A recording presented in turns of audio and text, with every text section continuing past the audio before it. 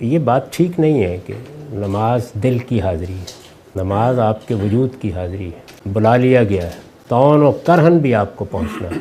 इसमें असल चीज़ वो हाज़िरी है, दिल भी हाज़िर हो जाए, कमर झुकी है तो दिल भी झुक जाए, ये उसके बाद के मराहिल हैं।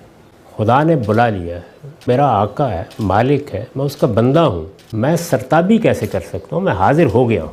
जब मुअज्जिन कहता है कि हैया अलस्सलाह, नमाज की तरफ आ जाओ, या जब मिसाल के तौर पर देखिए सूरह जुमा में क्या कहा है, जुमे के लिए अजान दी जाए, वज़रुल बै, तो बै और शरा को छोड़ दो। तो अब ये हाज़िरी के जज्बे ही से आप छोड़ेंगे, ये बात के दिल भी उस वक्त मतवज्जे हो जाए, सौदे सुलफ से भी उठ जाए, जो बै और शराब में झगड़ा हो रहा था उससे भी बुलंद हो जाए, सामने खड़ा हुआ गाहक है जिसको छोड़कर जा रहे हैं उसकी मोहब्बत भी दिल से निकल जाए। ये तकलीफ़ माला युताक है। इसी पर तबसरा अल्लाह ताला ने किया था जब ये फरमाया ना कि बीवियों में अदल किया करो, कहा कि भाई दिल के मिलान में तो अदल नहीं हो सकता।